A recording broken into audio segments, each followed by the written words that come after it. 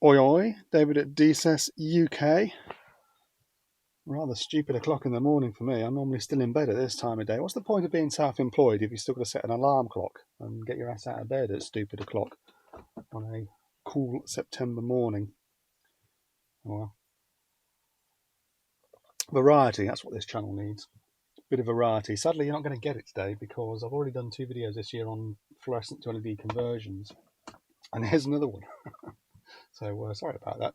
Slightly more interesting than normal, hence the high vis in that this is a commercial job. It's a sports hall. The lights we're converting are 8 meters up in the sky.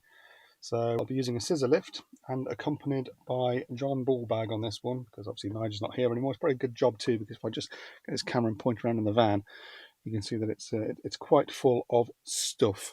And so's the back. So, you know, had Nigel been here, his big bottom wouldn't have fitted in the cab.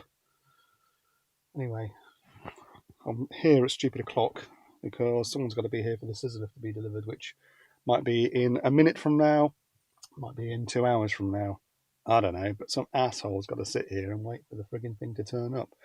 I've also got to wait for someone to come and open up the site, which, like I say, it's a, what do you call them, community centre with a sports hall. And the lighting there is all 20 years old. That's when the place was built. It's all fluorescent, apart from the atrium area, which is halide, and it's all failing.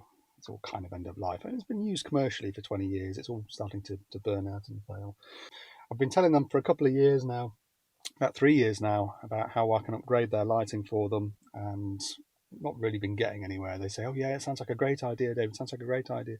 I say, look, give me a room, I'll tell you how much it's going to cost, work out your payback period if you tell me how much you're paying for electricity, all this sort of stuff. Yeah, that sounds great, David. They'd never give me the information, so it never goes anywhere. But now the sports hall has come to a point where so many of the lights have failed, they're getting complaints. It's kind of unusable. They've had to put their hand in their pocket. But for now, I'm just going to have my coffee, wait for the platform to arrive. The platform has just arrived. How about that? Yeah, boy. Here she comes. Right, well, I'd better go and deal with this then. That's timing for you. As I say, I know I've done this on camera before, but I thought this might be a little bit different, a little bit more interesting for you. Same sort of things we did at Chauvin I knew a couple of months ago, but this time at a higher height in a sports hall. So we shall be employing at the Skyjack 3226. That's going to be fun to play with, isn't it? We have here 15 luminaires. Each luminaire has 3 1500mm fluorescent tubes in, and as you can probably see, we're down to just one working tube in some of them and none in others. So yeah, the lower ones I think are, if I remember rightly, 7 meters from the ground. The higher ones something like 8 meters. We've got a working height of 9 meters on the Skyjack there, so it should get us to where we need to be.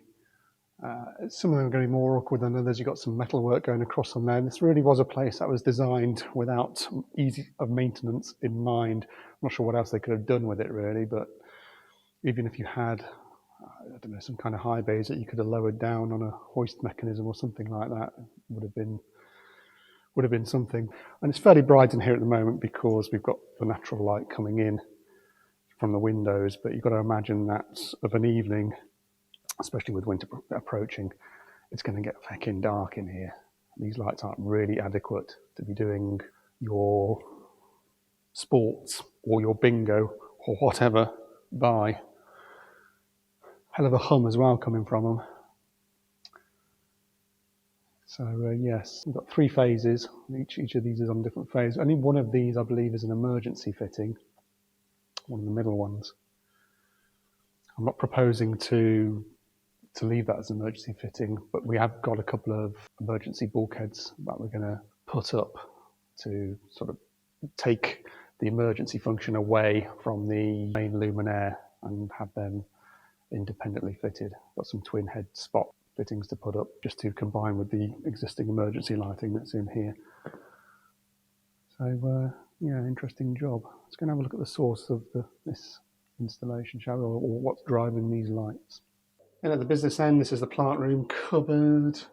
Oh, looks like some experts have been in doing an EICR here. That was January 21.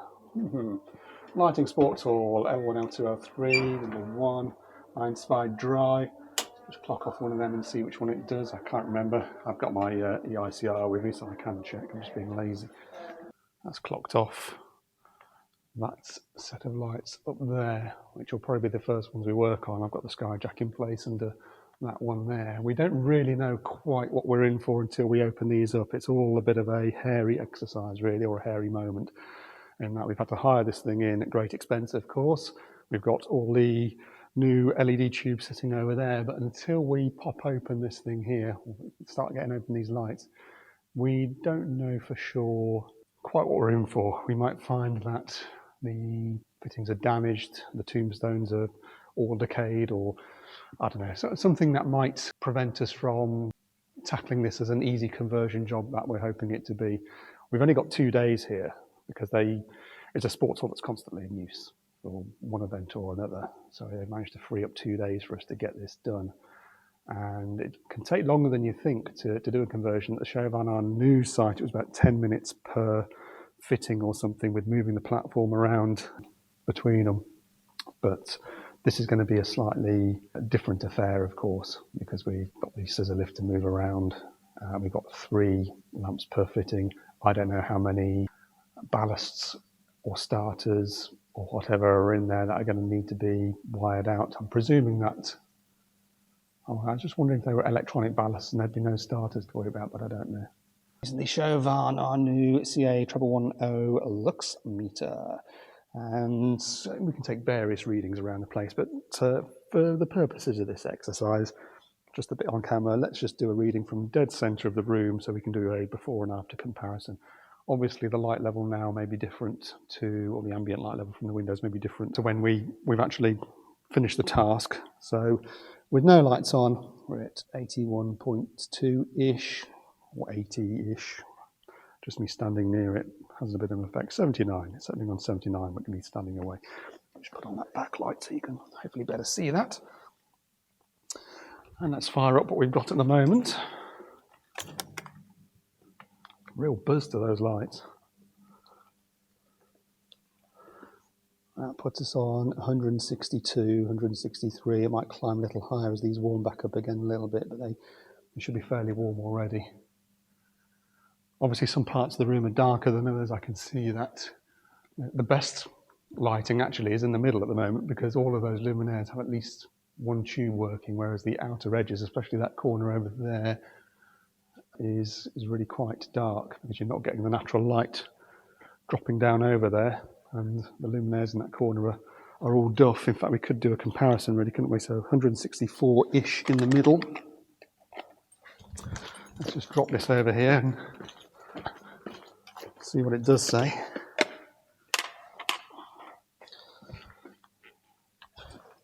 Backlight on. Yeah, I mean, you're down to 62 in this corner. There's no doubt that afterwards this room's going to be far more bright and evenly lit, but it'd be nice to see how those numbers differ once the conversion is done. Should do some energy logging as well, really, shouldn't we? Why not? One has the tools and the technology. Let's do some energy logging with the PEL 51. I've got that on bank number 3 at the moment, 2 turns on the Rogowski coil, and bank number 3, which is the one nearest the windows with the dark corner, is currently pulling 4.2 amps, 442 watts. The VAR's quite high, the reactive power, 874 volt amps reactive. Apparent power 994 volt amps, and a rather poor power factor of just 0.442. So hopefully we'll see improvements in the energy readings. Bank 2, this is the middle bank of lights, the one that's got the most working. Each one of those luminaires still has a working tube in it, at least one anyway. So we're looking at just over 6 amps, 725 watts, 1.23 kilovolt amp reactive, 1.45 kilovolt amps on the apparent power, and again a fairly low power factor of just 0.498, call it 0.5. So I'm just going to jot those numbers down for a later comparison. and then we'll see what bank 1 is doing. It's exciting stuff, I know. Final reading, bank 1. This is the bank we'll be starting on because that's where the scissor lift's already been placed. 5 amps, 574 watts, 1.05 kilovolt amp reactive, 1.22 kilovolt amp apparent power, and again a power factor of 0.47. So those are the numbers that we're starting with. So we've got our lux data, we've got some existing power data. It would be interesting, of course, to see how all that compares post-conversion. Exciting times. The lights are off. It's so quiet in here without that buzzing noise that I'm so used to. This is where we do our repair cafes in this room, so I'm used to being in here quite often. I gave them 3 options for this place. I said, look, we can do one of 3 things. I'm just going to turn off this very bright light over here so we can have a look at that in a minute. I can either relamp your fluorescents because the EU UK ban on fluorescents is coming in. It's either this month, September, or it's in February for the UK. I'm not quite sure, but I know that some retailers have already said they're not going to be selling any more new fluorescents. So this is the last chance they've got to have them relamped as fluorescent if they wanted to take that. And that would, of course, be the cheapest, quickest, dirtiest way of proceeding. However, I steered them away from that because even if we put new tubes in, the control gear in these luminaires is still 20 years old. Some of these lamp failures may not be down to the tubes, they may be down to gear failures. And we really don't want to get into opening one of these up, sticking new tubes in and finding it still doesn't work, because then we're in the world of pain of changing out control gear and goodness knows what to get it working again. And of course, it would also mean that even if everything did still work, that gear's 20 years old, how much life has it got left in it? Maybe another 20 years, I don't know. But what we don't want is 6 months from now to have them say, oh, some of the lights are going out again. Because every time we've got to get to them, we've got to hire in a monster like this. And also fluorescents will cost more to run than LED equivalents. We've just got to hope that the LED equivalents live up to the manufacturer's claims of long life. The second option would be to replace these luminaires with some kind of dedicated high bay light rather than something that uses individual lamps. I've actually got one here. This is one that we skanked out of a Via about 3 years ago when we first started looking at changing some of the lighting in this place. Not for this room, but in the atrium area, they've got halide lights, some of which have a tendency to catch fire because their capacitors have all dried out. We've changed some of the capacitors, but it's like you look at them and go, well, maybe you should consider these as end of life and start putting in something like a standard high bay. So we could put in something like that, a dedicated high bay fitting. And if I turn that on, it's, I won't put the camera directly at it, it's very bright. There's 2 reasons why I steered them away from that. First of all, that is a very focused, bright point of light. And when you're in a sports hall like this and you're kicking a ball high in the air or whatever, I just think it might be a bit glary. There might be these sort of pools of glare that perhaps don't lend themselves too much to that kind of use in this kind of space. It's fine for if this were a warehouse because no one's staring up at the ceiling, but I don't want someone booting a ball up in the air and getting blinded by high intensity focused points of light. The second reason to not go with a sort of high bay solution was what happens when it fails. And what I mean by that is I've got so little confidence in LED lighting because I've seen so many failures. If a high bay light fails, it's going to fail in one of 2 ways. It's either going to just extinguish, which isn't so bad, although it does mean a great pool of light is no longer present, or it may fail in some kind of more erratic way. So it might sit there strobing or something. We've all seen LED lights that are flashing, flickering because their gear's gone or whatever, and they're not working properly. And again, in a room like this where you're doing ball games, ping pong or football or whatever the fuck they do in here, you can't have that kind of high motion event when you've got something strobing away on the ceiling. It's really going to be a problem and it's going to require an immediate solution. Someone, i.e. me, is going to have to come out with the scissor lift pretty much on demand to sort that out because the room's going to be effectively out of use until then. I only have to go to my local tool station. That was only built 2014. They put NVC lights, high bay lights up in there, and very quickly you were going in. I was going into to get stuff off the counter, like, oh, that one's gone. Oh, that one's gone. Oh, that one's gone. They were just dropping like flies, and that's the problem. It might be that something like the Avaya Inceptor there might be absolutely fucking bulletproof. I don't know. I don't have enough experience of them, but I have seen, like everybody else, high bays fail just as much as floodlights fail, just as much as anything else. And if it fails in a way that flashes or flickers, it kind of scuppers this whole room in one fell swoop. So the option I steered them to, as I said, was LED conversion. We remove the control gear, wire out the control gear, get the tombstones wired in direct to 230 volts, simply insert these lamps, which run directly off 230 volts with no gear required, no external gear required.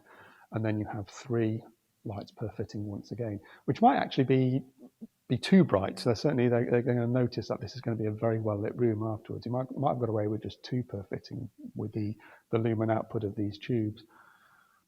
Worst case, we might have to come back and take a tube out of some of them. But but the thing is, with 3 individual standalone lamps per luminaire, then if one of them fails, and even if it fails in a way that makes it flicker, you've still got good light output from the remaining tubes, which is going to mask that flickering to a certain extent, and it's not going to be such a large concentrated point of light.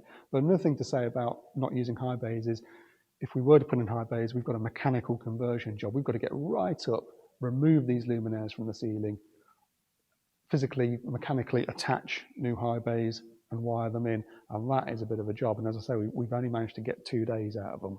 We've got to get finished in those 2 days. So I think it's going to be a bit of a push just getting these converted in 2 days, and a couple of new emergencies put up there. Which one is the emergency? There's that one up there has a red light in it to indicate it's the only emergency baton at the moment. So we're going to put up a couple of twin spot emergencies just to take its place. So that's the theory behind it. That's why I'm going for a conversion rather than a replacement, rather than a relamping. I've given them the options, I've given them the pricing. This is the one they've gone for. This has been my recommendation, and I hope I don't look like a wanker by things failing afterwards. Again, as in the Chauvin, our new warehouse conversion job, I'm using fusion tubes, 3-year warranty. I've not had any of these let me down yet, so hopefully we're all right. 24 watts per tube. Again, it's all going to be down to what surprises await when we eventually get our asses 8 meters up into the air and open up that first light to see what's inside. It could be a complete fucking disaster. Or an easy day. Well, that's everything unboxed, so there's nothing else I can do until fucking John Ballbag turns up now. Of course, there's always one casualty of this sort of thing, isn't there? Ugh, flipping heck. Never mind. 10:30. I think if John gets here, I'll show him around, and then we'll just go and do a brunch. And then hopefully by the end of brunch, the harnesses will be here. We can get the fuck on with the job. The sports hall lights are on their last leg. One cannot see their balls nor shuttlecock. We need to spruce up the room to the lumen regs and give the patrons a jolly good shock.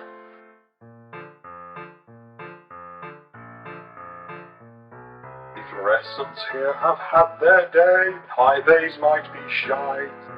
LED conversions are the favoured way for illuminating the room nice and bright. One needs assistance with it. I need help from a brawny slag. Behold the personality and the sparkling wit of my old compadre John Ballbag. And lo, the work may be dreary, yet one hopes it'll all go to plan. So it's you, John, and me on a scissor lift for 3 in this most boring, very boring, this most boring cinemagram.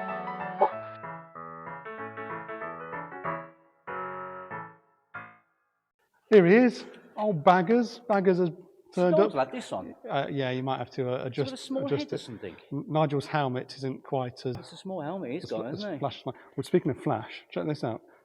Does your helmet do this? No, I've got a. Where is it? Where is it? Oh, I've got an orange rim.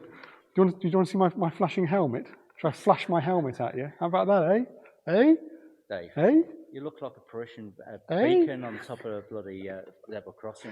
You got to be jealous of that. Look at that. Woo! It's called the stick you outside of the school. Helmet envy. Yeah, flashing Envious helmet. of my helmet. Flashing helmets. So what do you think of the place then, John? You good. confident that this is going to be successful? These are hot water heaters, these, aren't they? Yep. Hot water heaters? These here. Oh, the big metal panels. Yeah, you know, I don't know, mate. They're actually hooked to the point. Oh, I suppose they are. Yeah, there's no radiators in here. There, and it's just a series of radiators in there. Our one emergency is just about providing some kind of feeble flicker up there. The emergencies aren't really anything to do with us. Someone else looks after the contract for that. So we are going to put up a couple of twin head spots just so that we're not leaving it any less efficient than it already is, or any less operative than it already is. That's pretty fucking useless though, as it is. So we'll put a couple of twin head spots up, and then someone else can worry about the rest of the emergency lighting in this room, because that's not our contract. Yeah, should we go up there and have a look? And, Well, harness up, get the first one apart, and see what's going on. One up the bum, no harm done. Yeah. We haven't filmed it. We just wanted to go up and have a exploratory exploration, so to speak. But that first one's been done, and you wouldn't know that was LED rather than fluorescent, would you? Other than the fact that it comes on with no warm-up time. But that's a nice result. That looks good. I think I was saying on camera before you arrived, John, that maybe 3 tubes were perhaps overkill for LED, but I think 3 is the right amount still. But it was nice to find that it was a very straightforward conversion. It was simply a case of pull out the wiring to the capacitors and chokes, wire the tombstones in series via the fuse. Nice wiring, actually. Yeah, absolute piece of piss. No Wagos required, no extra connectors. Some of them I've had to cut the wires, put a bit of bridging in. Not had a chance to wire in like the fuse and stuff like that. But no. We also found that there was some thermal damage up there. The tombstones were fine, weren't they? Yeah, but the starters, they do have starters. The starters and the ballasts were very brittle and breaking apart, so they would definitely end of life. This is definitely the right way to go. Discoloured on the, one of the ends. So what we'll do now is we'll harness back up, move up to the next one, and show that one actually being done on camera, I think. I feel like a monkey bloody web on me with all that bloody stuff. Actually, what we'll do now, because it's 11:30, is we're going to have some fucking lunch. You do one more, then I feel like worthy. Because now we know what we're doing. Let's see what it's like. I'm not sure I like your attitude. No, one more. I'm the one more guy. Remember, I want to be. I'd like when I got staff work. Just for the future, anybody working for me, I do like to get my mum as well. Son of a bitch. Right. Well, we've done 2, and we've come down the pub. So it's going well so far. Going well so far. Is it 15? 15, yeah. So it's not a bad ratio. We've got this rate. We'll be here till next week. Fish and chips, and John's on the lasagna. Not for profits. With chicken wings. Yeah. Weird combination, but never mind. So we'll scoff this and then get back on with it, I suppose. Yeah. Before tea break. We're back in the pub later. John's been dead jealous of my flashing helmet throughout the day. Yeah, you look like Parisian beacon, what they call Belisha beacon. Parisian beacon, yeah. Fucking stand there at school time like that. Yeah. Zebra crossing. Whiny brummy git. We're going great guns, though, haven't we, John? Yeah. We've, that half of the room, as I think I've already shown, has all been done. This half of the room has been started to converted. I've got my labels on the ones we've done, along with a label to say that it's now an LED batten. Just thought while on the deck here, we'll have a quick look at some of the things we're finding. A lot of thermal damage, a lot of melted starters, crumbly starters. Only 1 tombstone failed so far, which is nice. That's gone really hot though, isn't it, over? I think earlier I said that these may have been original. Obviously they are original fittings, but I think it's been relamped, hasn't it? Yeah. From what we've seen. The tubes look really clean and nice, well, probably in the past 5 years.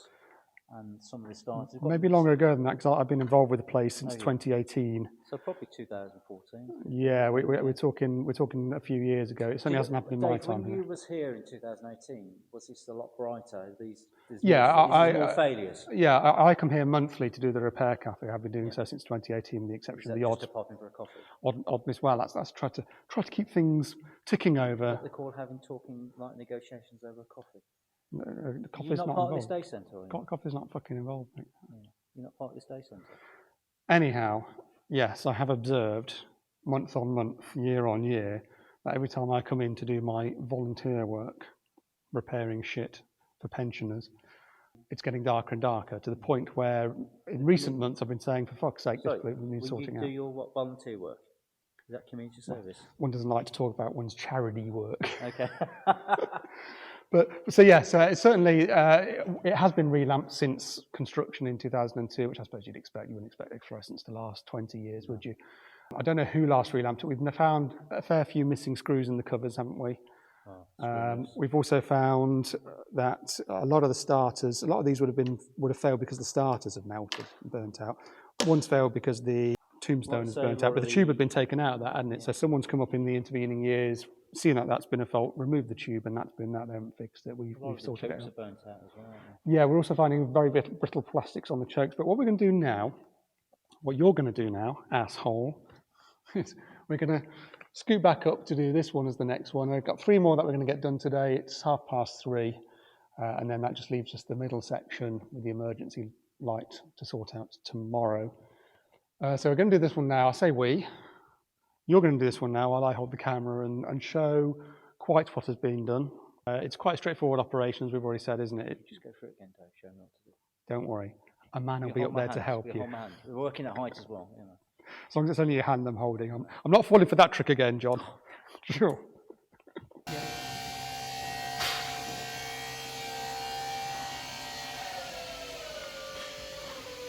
Bunch of torque screws to take to get the cover off. I'm just going to put the camera down so that we can.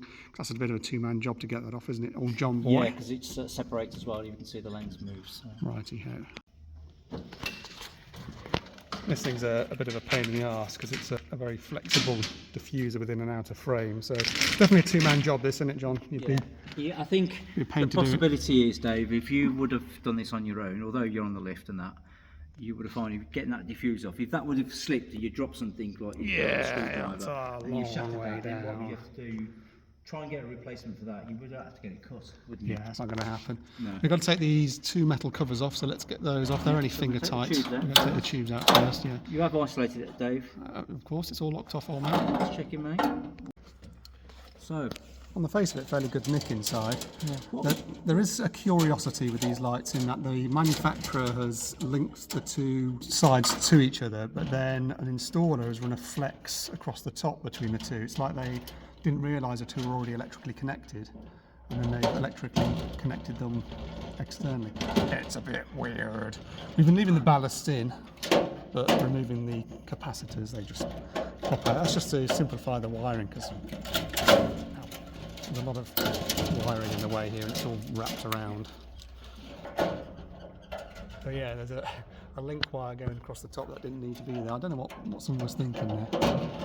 The plastic's just all broken away around the edge of the ballast there. So I think we're safe in saying that, you know, these are end of life. Relamping them would have been a false economy. We've got 2 AC input points, one for 2 of the lights, one for a single light. And all we've done, same as on the show on our new job, we come from live through one tombstone, through the fuse, through the other tombstone, back to neutral. Doesn't matter which way round the lamps go, it's just a series connection, as John says. Bish bash bosh, that metal piece goes back in place, finger tight.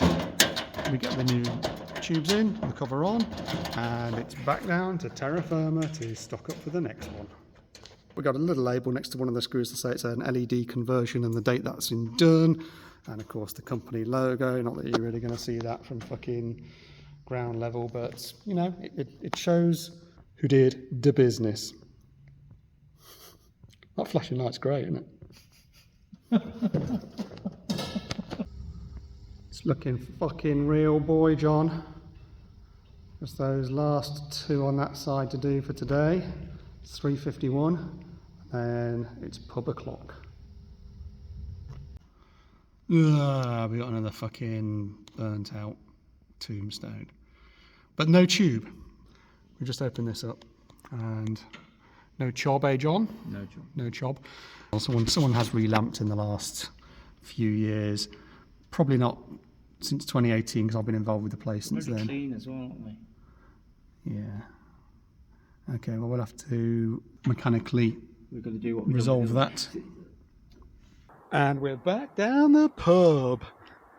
Proper pub this time, end of day one, eh, JB? We've only done one day, Dave. We've only done about 4 lights. 2/3 of the way through. Yeah, well, yeah, steady day, steady day. We worked at Dave's speed today. We did, yeah. No point busting a gut. Now, you put something on your Instagram. You're an Insta wanker, aren't you? What's your Insta wank handle? It is JB Tech. So John Bagley. You'll find me on there if you want to come and find what I'm up to.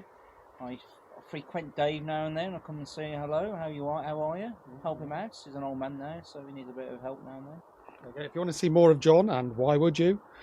Just tune into Instagram and you'll find him there. Or next to me down at the Hungry Horse.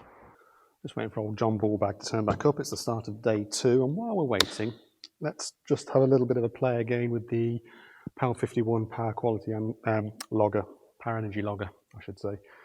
We'll do it on this first row here because all 3 rows should be pretty much identical by the end of it. We're talking about 5 luminaires, 3 tubes per luminaire, each tube rated at 24 watts, according to the packaging.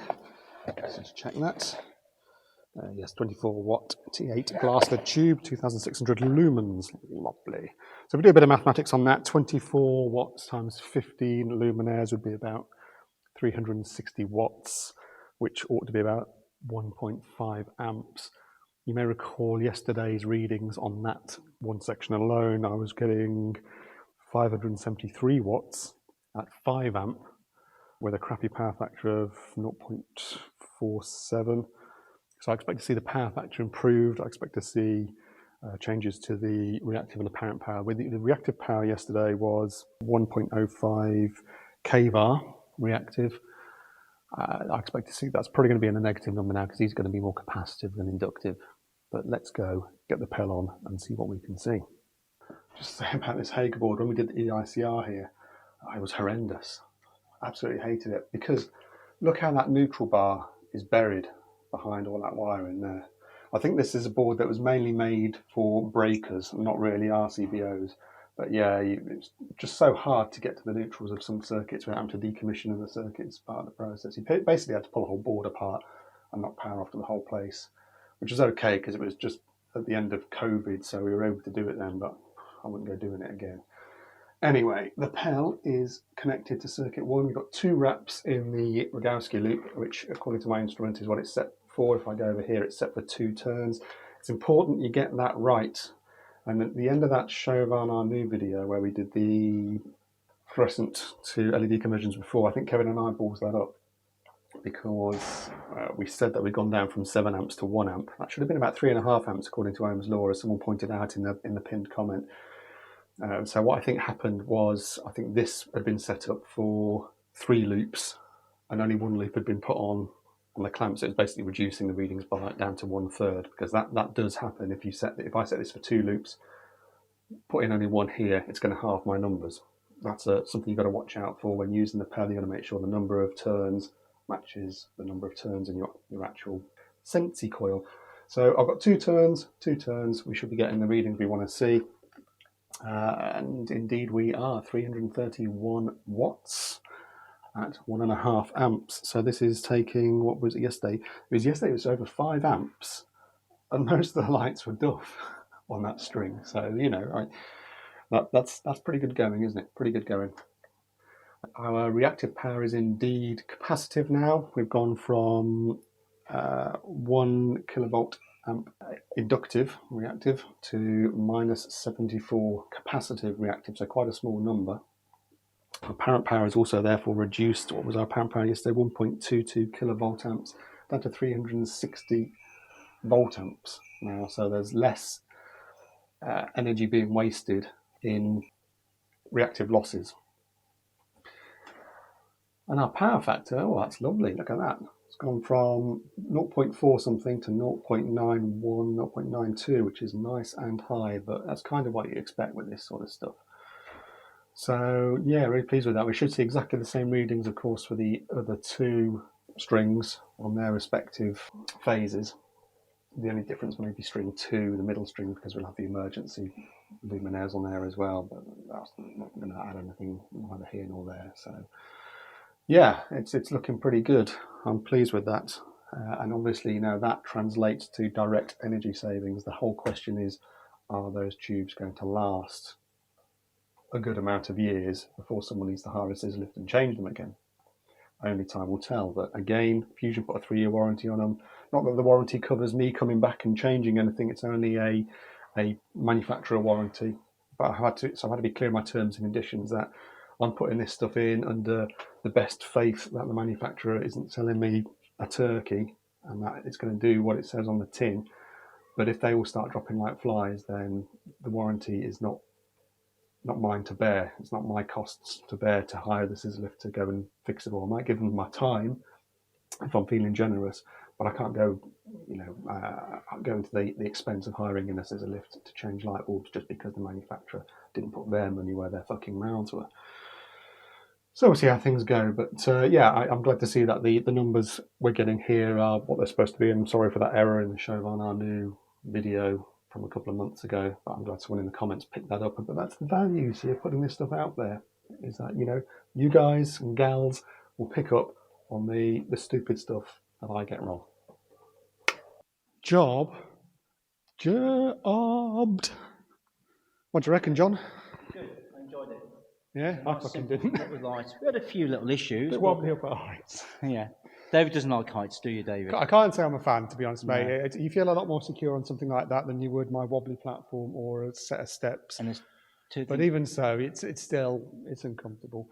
But looks me to, I've got the readings recorded from yesterday before I started, which sort of getting in the way of the light there a bit, but it's fluctuating near the 400 lux mark. That's on the LED setting. That's a logging lux meter. You can get it to record results and Bluetooth them to your thang. What did you record before we started this? It's whatever I showed earlier in the video. I didn't write it down, so I can't remember now. But it's a slightly different time of day because that was yesterday morning. Today is tomorrow's afternoon, and it is natural light coming in through the windows. But even so.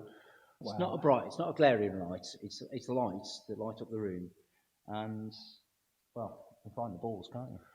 Yeah, we found a few footballs and tennis balls and shuttlecocks that we've managed to rescue from on top of the heating elements. There are 2 emergency lights in here. I was on camera yesterday saying it was just that one. There's the corresponding light up there was also an emergency fitting. One that was very much dead. The battery had exploded inside by the looks of it, and there wasn't even the red light was present, but not a glow. So that was proper fact. And rather than do any kind of conversion on those, as you can probably see, we bolted a couple of twin head spots on the end. In fact, should we show them in action, John?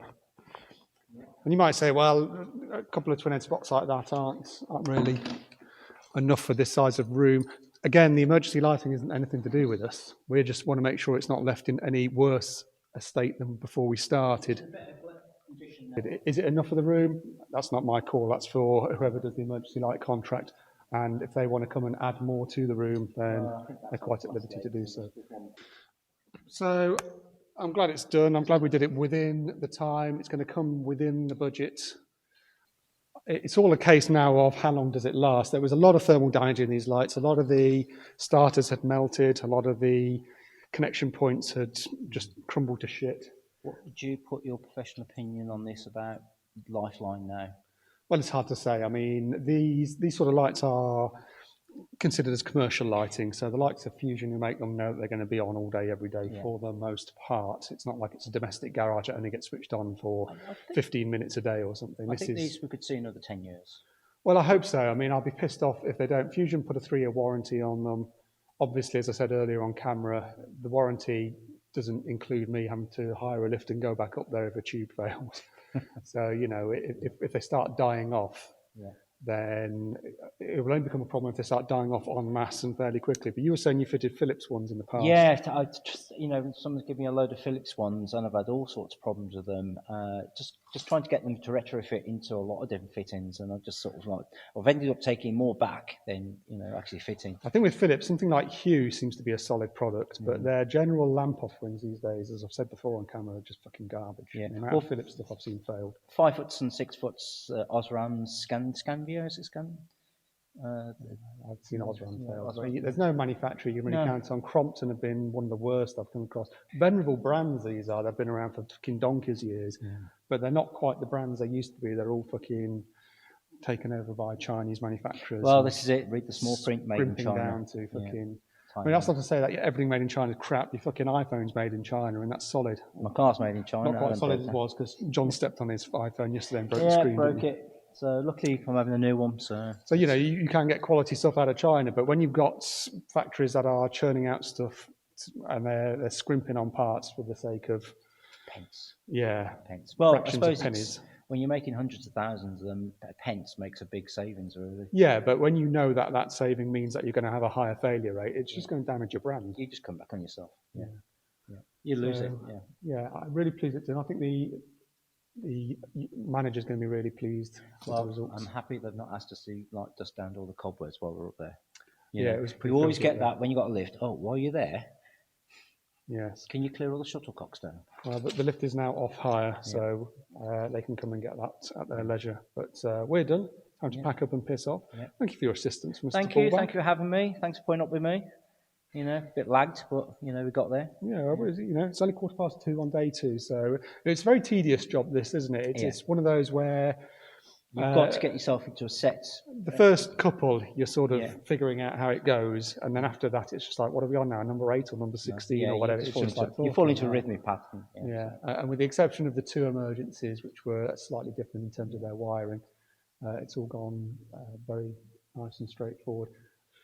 So that's that, but that's not the end of our fluorescent story. No, that's down to you now, Mr. David. Back to the twat game. Yeah. Oh, just when you think the tedium of this video is over, no, we're back in the cave. It's been a while since I knocked a video out, actually, and that's because of a bit of a revamp at DSES HQ, including here in the cave, although this bit's not changed. So apologies for the delay. More stuff is on the way. Anyway, fucking magic. Been looking forward to that all day. Just one last bit of a play for you. If you recall, looking at those lights all that time ago, the PEL 51 recorded some quite high current measurements for the lights that were in use. Of all those 3 strings, there was only 1 working fluorescent in each luminaire that was still working. Half of them were dead. But out of the total of 45 fluorescent tubes that were originally fitted into that sports hall, only 9 were remaining active by the time me and John Ballbag came along. Yes, 9 out of 45. And what I actually found afterwards was that most of the lamps that we removed were serviceable. They were okay. It wasn't the lamps themselves that had failed. About 5 lamps had failed. The rest were all, a lot of them were pretty clean and new looking. I think that the place had been re-lamped. And whoever re-lamped it back in whenever it was before 2018 must have looked up and thought, still an awful lot not working there, but I put new lamps in and that's as much as I'm doing. Most of the failures were down to burnt out starters, burnt out chokes. A couple were down to failed tombstones, as we saw, but it was all control gear problems rather than lamp problems. Nonetheless, we were seeing some quite high current readings for a whole bunch of lights that weren't working, which got one to thinking, how much does a Duff fluorescent tube pull when it's not working? Well, let's have a quick look at that, shall we? I'm going to use a couple of things here. I'm going to use this Chauvin Arnoux F407 clamp meter, which is horrendously complicated and that I haven't read the manual for, so don't ask me any questions on that yet, even though I've had it for quite a while now. And I'm going to use the TIS line splitter, which is just a magnificently jolly handy way of attaching clamp meters to stuff in circuit without having to splay out any line wiring. The reason I'm using the F407 is because I'm going to have to dump it all on the table here. But the F407 has Bluetooth. Hey, who knew that was a thing? Bluetooth in a clamp meter, so I can actually record, presumably, some live results. How do you record a screen on your phone? I did this quite recently. Screen recorder. Start recording. Hey? Modern technology. Sometimes it does just work. Here I have a fluorescent light, 1500mm. Same technology as we've just changed out over in that sports hall. I'm going to switch on said luminaire. Oh, it's very flickery. This is a luminaire, that's a used one that I happen to have in my storage unit. I've pulled it out for the purposes of this demonstration, and according to the F407, it's pulling about 0.3 amps. I don't know why it's not showing me a frequency rating, because I am hardwired into that, but I don't know what the DC function there means either. Again, I haven't read the manual, but let's just take it in its most basic form here today and say that this 58 watt fluorescent light is pulling about 0.32 amps. I know it's 240 volts here. I did a quick voltage measurement before hitting record. So, a bit of Ohm's law. 58 watt tube over 240 volts. I'd expect to see somewhere around 0.24 amps. So we're a bit higher than that. Now there's a reason for that, of course, is that because we're getting some current lost in the control gear, some current lost to the fact that the capacitors are a bit knackered in this thing. And it's also a dual fitting. There are two ballasts here. I presume that the ballast number 2 isn't really doing anything because there's no lamp or starter connected, but yeah, okay, fair enough. Anyway, there's a working tube. The clamp meter says it's pulling a little higher than I would want to see from this style of 58 watt fluorescent lights. It's pulling about 0.33 amps. It's fluctuating a little bit, isn't it? It's going up and down a little bit, but it's not a million miles off from where one would expect it to be. But that's a working lamp. It's obviously a very heavily used lamp. You can see the ends are starting to blacken.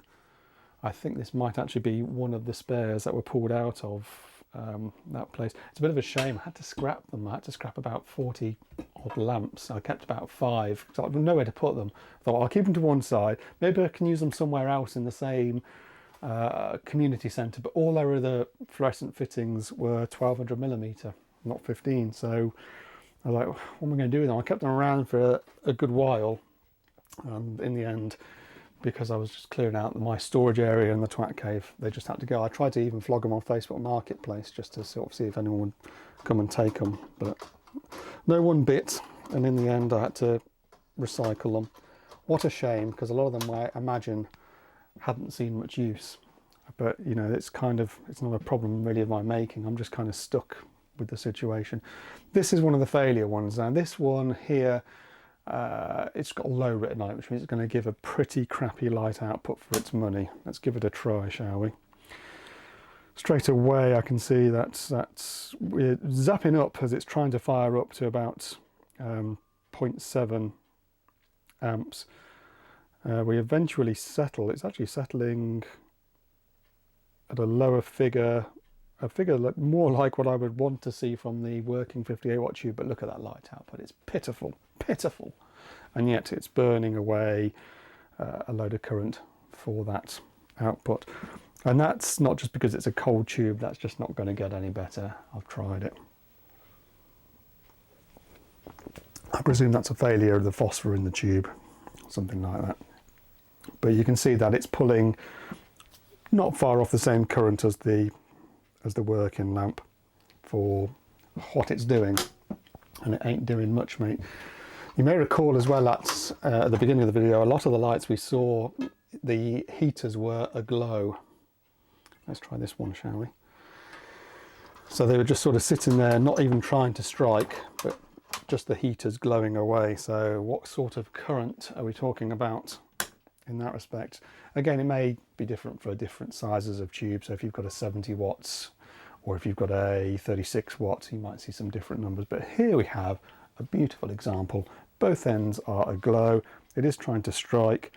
And according to the F407, we're still looking at about the same sort of current, about 0.32 amps or thereabouts, just in its idle state. In its attempting to strike state, we can see that jumping up to around the 0.7 mark. If it's going to try it again, I don't think it's going to do it. Oh, there we go. Yeah, 0.7.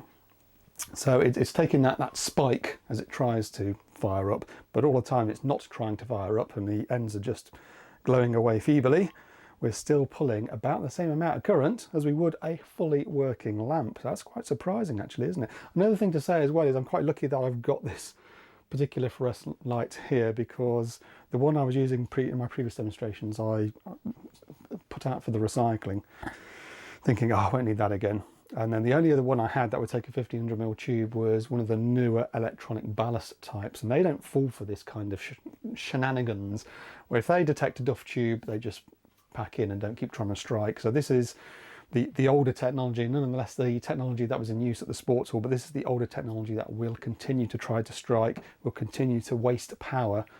The newer fluorescents didn't do that. They were clever enough to detect a duff tube and to just pull the plug on it. So if I were to put that into my other fitting I've got, it would just sit there doing nothing. I did think for a moment that I wasn't going to be able to make the end to this video and that I'd rather shot myself in the foot there, but it's all good. It's all good. Thank goodness, because otherwise you'd be missing out on this delight right now. So there we go, that's that one. It's quite interesting, isn't it? A part of me says I should keep these tubes around because if I get rid of them, some of the demonstration or whatever will crop up where I'll want to use them and I'll be like, I've got no more failed fluorescent tubes. But no, I think I'm going to have to put them in the recycling. This one's got flicker written on it, so I guess this will do something similar to the last one, perhaps less of the this one does actually strike but then goes off. Okay, fine. So this is slightly different, only in that it's a bit more successful in striking than the previous tube. Nonetheless, if you look at the numbers coming up on that F407 there, again we're still pulling the same amount of power as our working 58 watt tube, and it's jumping up every time that thing strikes, only to drop back down again. So yeah, a bad fluorescent, you really want to take that tube out. If you've got something that's just sitting there either flickering or burning away on its heaters, you really want to take that out because it's pulling about the same amount of current as a worker. Your workers and your shirkers, they're all pulling about the same amount of current. One other thing to quickly talk about. All right, I know you want it to end. Don't worry. Coffee shout-outs are coming, just to bore you even further. In that video, I rather clumsily broke one of the Fusion LED fluorescent tubes. LED tubes, rather, sorry. Fluorescent style, perhaps one should say. And I've still got that hanging around. Oh, yeah, it's proper come off now, hasn't it? The reason I thought I'd keep that around is just to take a look at what we got inside. Just broke it even further.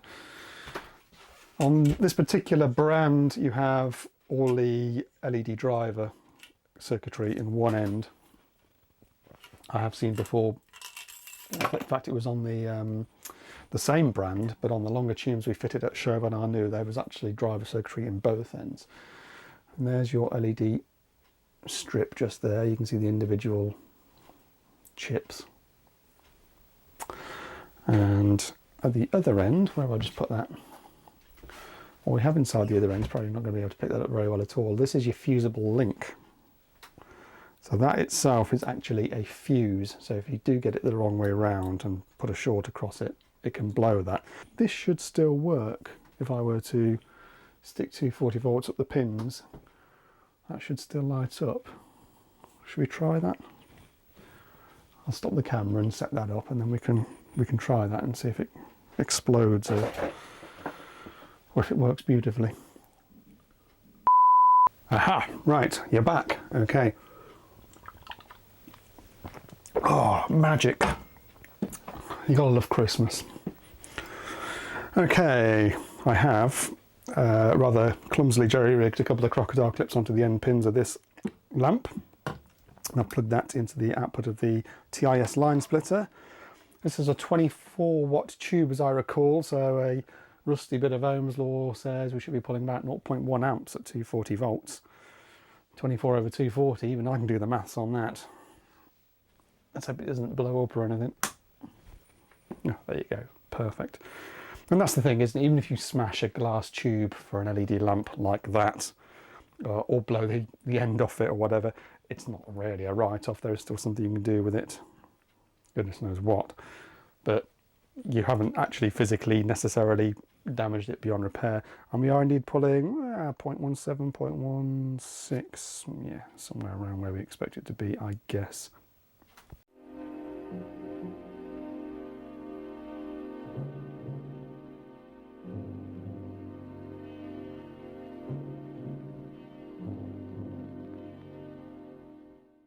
If you're sitting comfortably, kids, we'll bash on with the coffee shout-outs. I do apologise that there's been a bit of a hiatus between this and prior videos. I know that there's been a bit of a drought of late. That's because of work being performed on Shea Savoury. New bathroom, storeroom, a revamp of the cave, hence my new little corner here.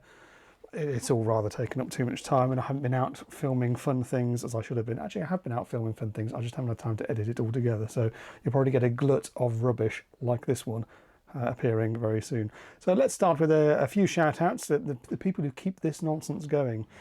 Starting with Mr. Humbug. I do apologise, Mr. Humbug. You should have been read out on the prior video, the Salve video from a couple of months ago. Your contribution was before the cut-off there, so I don't know what happened there. I think you got misfiled, old chap. I don't know if you've ever been misfiled before, first time for everything perhaps, but you can consider yourself misfiled now. So sorry about that, but have this one on me. I read out on this video. Hopefully it won't happen again. DLH190 is a promotion to the whores list. Well done, DLH190, who says that I'm starting to milk the AFDD videos. Well, you're probably not wrong. There have been quite a few of them.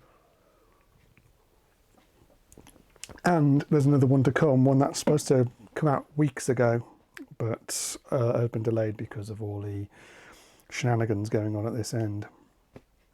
So yes, one more thing to perhaps say on AFDDs. It's coming. I might work on that next, actually.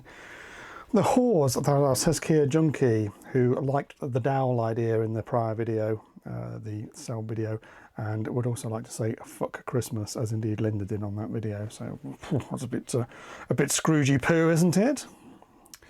I quite like Christmas. It's the only time of year where everybody is sort of jacking it in for a good few days.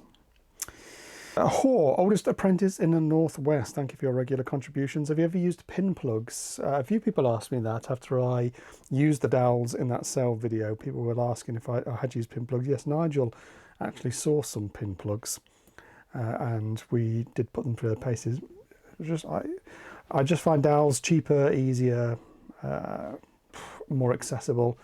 I don't know, I was never really sold on the pin plugs. I didn't find they really did it for me, but they are an alternative, of course. Looking forward to more Hager updates. As I just said, yes, there will be some updates on the whole Hager AFDD thing. Nothing too exciting, but it's coming, it's coming. Might work on that next. I've already said that. Virgin, Loz, my apologies, Loz. You emailed me about a job, and I still haven't got back to you. As I say, I'm just so hopelessly behind because I had to get this place sorted. It's just sucked up all my time and energies. I hope at the end of this week, over Christmas, to catch up on work and actually put some thought into the business, because otherwise I'm going to run out of money. So kind of need to do something. I'm a terrible businessman, so there you go. But apologies, Loz. I know that you did chase me up on that and sent a follow-up email, and I still haven't got back to you. I'm quite terrible with my communications. Not that that's an excuse. A virgin by the name of Filthy... No, not virgin. A promotion by the name of Filthy DIY. I do beg your pardon. You have contributed before, Filthy DIY. Keep up the great content, says the Filthy DIY. Well, if you keep on paying for it, then maybe I will. Oh, I've had an unholy amount of alcohol over December after my November off. Virgin, armchair bastard. Love the name. Could you please put links for the DIN rail timer, photocell and LED driver used in the video description? That would have been on the cell video, the one before my very quick video pooed out just last week about my shower screen upcycling. I think I did put that stuff in the description. If it wasn't all there, then I'm pretty sure I went back and updated it. So armchair bastard, you should find what you need in there. A whore, Jim Hook, over there on the other side of the world, who wasn't impressed by my squirt bottle pigeons.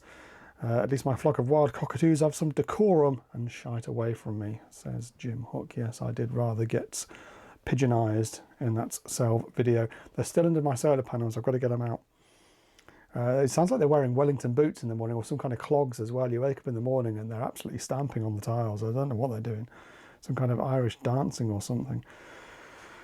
Ahor Ellis, who himself is not impressed with Hager's AFDD offerings. Well, neither was I, Ellis. I actually met Hager at a CEF event about a month or so ago, so I might mention more about that in the follow-up Hager video that I really need to do. I might do that next. I mentioned that already. A promotion to Whore for Andy Sniggering Schoolboy. More Red Dwarf references, please. I don't remember making too many Red Dwarf references. You know what? I've bored people with this story before. Nigel will have heard this a million times. I actually went and saw an episode of Red Dwarf being filmed back in the day. This is back in '93, Series 6. They didn't have the access to their normal studio, so they had to set the whole series on board Starbug, because that was the only set they could fit into the studio. They didn't have room for the Red Dwarf set, so they made it some bullshit story about how they'd lost Red Dwarf or something and it didn't quite work. And I went to see Series 6, Episode 6, which was the last one. The place was absolutely packed out with people. Filming lasted for about 3 hours. It was so hot and uncomfortable by the end of it that I think everyone sitting in the audience was just like, please finish this now. Please finish this now. And at the start, any sort of outtakes or mistakes was hilarious. At the end, you could see everybody going, oh, you better get this fucking line right. And yeah, it was interesting. I don't remember a hell of a lot about it. I mean, we're talking 30 odd years ago. All I remember is Craig Charles was very good at engaging with the audience. The other three didn't want to fucking know. A virgin by the name of Blatch. That's a great name, isn't it? Blatch. I like your zero shits given yet informative approach. Well, I hope something's been informative in this one. I was rather hoping to do a bit more with the fluorescent lighting at the end of this one. It was all very ad hoc in the end and quite rushed, just because this has all taken far too long. But I was kind of interested to see what would happen if you, or how the power would be if you put a LED tube into a fluorescent fitting, and what would happen if you retrofitted a fluorescent tube into a fitting that had been converted. Probably a bit of a shame I didn't do that, really, isn't it? Because that might or might not have been interesting. It's the thought that counts at this time of year. The effort's not really there, though. Oh, Adam Stewart, White Star Sparks. I really appreciate your content. Well, this one's perhaps been a bit dry, but you never know. The next one might be all right. It might even be about AFDDs. I want to get onto that next, as I may have mentioned. And finally, for the Buy Me a Coffee platform for this session is Stevie C and the Place to Be. Now, thank you, Stevie C. You've sent me some PCBs for some rather interesting lighting effects. And I'm a bit of a chav when it comes to lighting effects. If it flashes or glows, that's me all over it.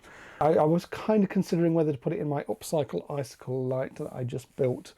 But I'd already sort of started making that and playing that project and thought, you know what, I'm not going to put it in that. I'm going to hold it off for something else.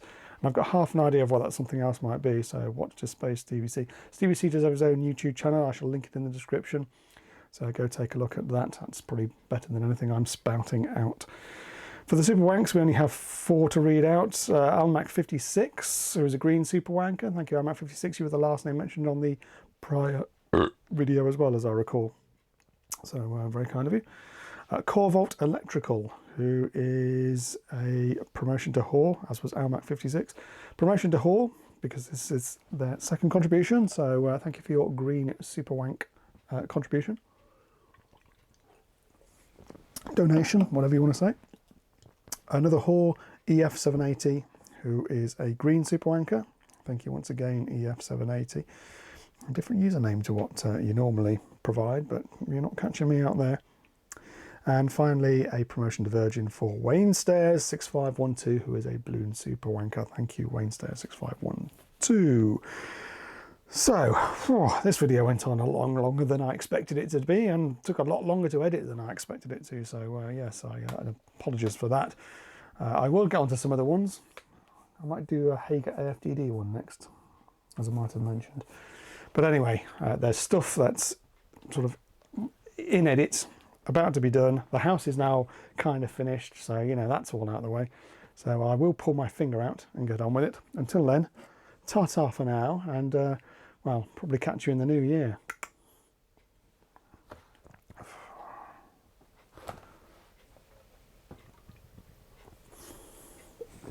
Oh, fucking magnificent.